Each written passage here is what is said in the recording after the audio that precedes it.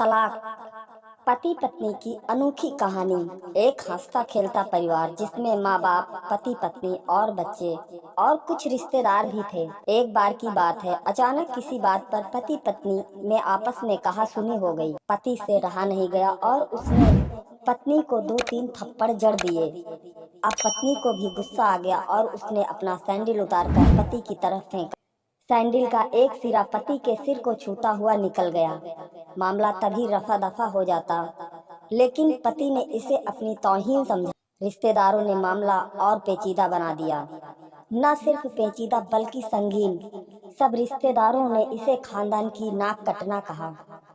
यह भी कहा कि पति को सैंडल मारने वाली औरत न वफादार होती है न पतिव्रता। इसे घर में रखना अपने शरीर में मियादी बुखार पालते रहने जैसा है। कुछ रिश्तेदारों ने तो यह भी पश्चाताप जाहिर किया कि ऐसी औरतों का भ्रूण ही समाप्त कर देना चाहिए। बुरी बातें चक्रवृद्धि ब्याज की तरह बढ़ती हैं, सो दोनों तरफ खूब आरोप उछाले गए। ऐसा लगता था जैसे दोनों पक्षों के लोग आरोपों का वॉलीबॉल खेल रहे हैं। लड़के ने लड़की के बारे में और लड़की ने लड़के के बारे में कई असुविधाजनक बातें कही। बात तलाक तक पहुंच गई। मुकदमा दर्ज कराया गया। पति ने पत्नी की चरित्रहीनता को तो पत्नी ने दहेज उत्पीड़न का मामला दर्ज कराया। 6 साल तक शादीशुदा जीवन बिताने और एक बच्ची के माता पिता होने के बाद आज दोनों में तलाक हो गई। पति पत्नी के हाथ में तलाक के कागजों की प्रति थी। दोनों चुप थे, दोनों शांत, दोनों निर्विकार। मुकदमा 2 साल तक चला था। 2 साल से पत्नी अलग रह रही थी और पति अलग।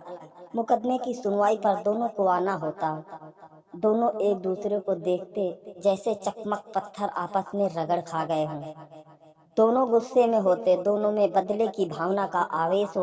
दोनों के साथ रिश्तेदार होते जिनकी हमदर्दियों में जरा जरा विस्फोटक पदार्थ भी छुपा हो। लेकिन कुछ महीने पहले जब पति पत्नी कोर्ट में दाखिल होते तो एक दूसरे को देखकर मुंह फेर लेते, जैसे जानबूझकर एक दूसरे की उपेक्षा कर रहे हों। वकील और रिश्तेदार दोनों के साथ होते। दोनों को अच्छा खासा सबक सिखाया जा कि उन्हें क्या कहना है।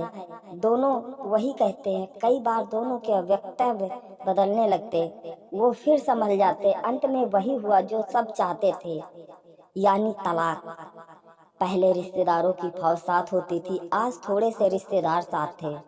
दोनों तरफ के रिश्तेदार खुश थे, वकील खुश थे, माता पिता भी खुश थे। तलाकशुदा पत्नी चुप थी और पति खामोश। यह महज इत्तेफाक ही था कि दोनों पक्षों के रिश्तेदार एक ही टी स्टॉल पर बैठे, कोल्ड ड्रिंक लिया। यह भी महज इत्तेफाक ही था कि तलाकशुदा पति पत्नी एक ही मेज के आमने सामने जा बैठे, लकड़ी की बेंच और वो दोनों। कांग्रेचुलेशंस, आप जो चाहते थे वही हुआ। स्त्री ने कहा, तुम्हें भी बधाई, तुमने भी तो तलाक देकर जीत हासिल की। पुरुष बोला, तलाक क्या जीत का प्रतीक होता है? स्त्री ने पूछा, तुम बताओ। पुरुष के पूछने पर स्त्री ने जवाब नहीं दिया। वो चुपचाप बैठी रही। फिर बोली, तुमने मुझे चरित्रहीन कहा था। अच्छा हुआ अब तुम्हारा चरित्रहीन स्त्री से पिंड छूटा। वो मेरी गलती थी, मुझे ऐसा नहीं करना चाहिए था। पुरुष बोला, मैंने बहुत मानसिक तनाव झेला। स्त्री की आवाज सपाट थी, न दुख न गुस्सा। जानता हूँ, पुरुष इसी हथियार से स्त्री पर वार करता है जो स्त्री के मन और आत्मा को लहूलुहान कर देता है। तुम बहुत उज्जवल हो। मुझे तुम्हारे बारे में ऐसी गंदी बात नहीं करनी चाहिए थी। मुझे बेहद अफसोस है, पुरुष ने कहा। स्त्री चुप रही। उसने एक बार पुरुष को देखा। कुछ पल चुप रहने के बाद पुरुष ने गहरी सांस ली। कहा, तुमने भी तो मुझे दहेज का लोभी कहा था। गलत कहा था। पुरुष की ओर देखती हुई स्त्री बोली। कुछ देर चुप रही, फिर बोली, मैं कोई और आरोप लगाती, लेकिन मैं नहीं। प्लास्टिक के कप में चाय आ गई। स्त्री ने चाय उठाई, जरा सी छलकी। गर्म चाय स्त्री के हाथ पर गिरी की आवाज निकली। पुरुष के गले में उसी क्षण ओह की आवाज निकली। स्त्री ने पुरुष को देखा। पुरुष स्त्री को देखे जा रहा था। तुम्हारा कमर दर्द कैसा है? ऐसा ही है, कभी वोरान तो कभी कामी फ्लेम। स्त्री ने बात खत्म करनी चाहिए। तुम एक्सरसाइज भी तो नहीं करती, पुरुष ने कहा। तो स्त्री फीकी हंसी हंस दी। तुम्हारे अस्थमा की क्या कंडीशन है? फिर तो अटैक तो नहीं पड़े? स्त्री ने पूछा। अस्थमा? डॉक्टर सूरी ने स्ट्रेन मेंटल स्ट्रेस कम करने को कहा है, पुरुष ने जानकारी दी। इस स्त्री ने पुरुष को देखती रही एकटक, जैसे पुरुष के चेहरे पर छपे तनाव को पढ़ रही हो। इनहेलर तो लेते रहते हो ना? स्त्री ने पुरुष के चेहरे से नजरें हटाई और पूछा। हाँ, लेता रहता हूँ, आज लाना याद नहीं रहा, पुरुष ने कहा। तभी आज तुम्हारी सांस उखड़ी उखड़ी सी है, स्त्री ने हमदर्द लहजे में कहा। हाँ, कुछ इस वजह से और कुछ, पुरुष कहते कहते रुक गया, और कुछ तनाव के कारण। स्त्री ने बात पूरी की। पुरुष कुछ सोचता रहा, फिर बोला, तुम्हें 4 लाख रुपए देने और 6,000 रुपए महीना भी। हाँ, फिर? स्त्री ने पूछा। वसुंधरा में फ्लैट है, तुम्हें तो पता है, मैं उसे तुम्हारे नाम कर देता हूँ। 4 लाख रुपए फिलहाल मेरे पास नहीं है, पुरुष ने अपने मन की बात कही। वसुंधरा वाले फ्लैट की कीमत तो 20 लाख रुपए होगी, मुझे सिर्फ 4 लाख रुपए चाहिए, स्त्री ने स्पष्ट किया। बिटिया बड़ी होगी, 100 खर्च होते हैं, पुरुष ने कहा। वो तो तुम 6,000 रुपए महीना मुझे देते रहोगे, स्त्री बोली। हाँ हाँ, जरूर दूंगा।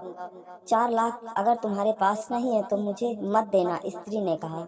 उसके स्वर में पुराने संबंधों की दर्द थी। पुरुष उसका चेहरा देखता रहा।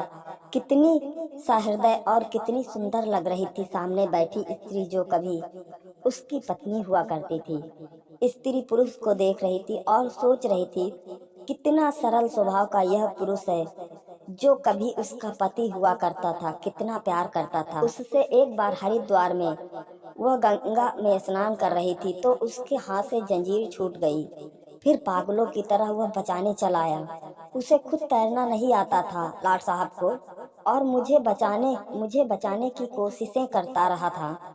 कितना अच्छा है, मैं ही खून निकालती रही। पुरुष एकटक स्त्री को देख रहा था और सोच रहा था, कितना ध्यान रखती थी। स्टीम के लिए पानी उबालकर जग में डाल देती, उसके लिए हमेशा इनहेलर खरीद कर लाती। सेरेटाइड आक्यूहेलर बहुत महंगा था, हर महीने कंजूसी करती, पैसे बचाती और आक्यूहेलर खरीद लाती।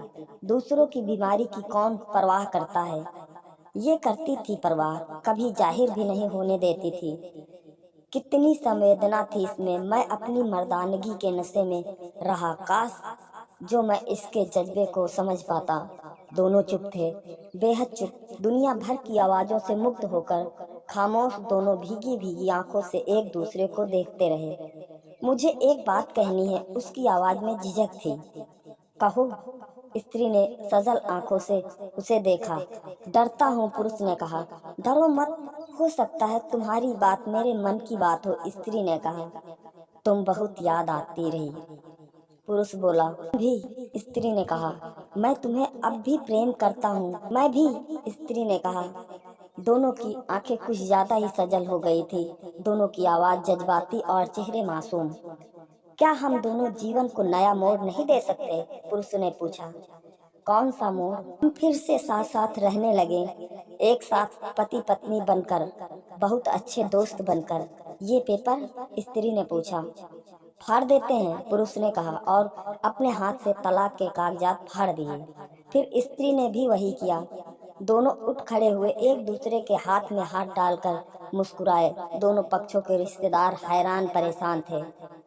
दोनों पति पत्नी हाथ में हाथ डाले घर की तरफ चले गए, घर जो पति पत्नी का था। दोस्तों, एक छोटी सी गलती इंसान की हंसती खेलती जिंदगी को नर्क बना सकती है, और उसका खामियाजा नाबालिग बच्चों को भी भुगतना पड़ता है। इसीलिए इंसान को क्रोध कभी नहीं करना चाहिए, और पति पत्नी व घर के झगड़े आपस में बैठकर ही सुलझा लेना चाहिए, अन्यथा बाहर के लोग तो आपका फायदा उठाते हैं।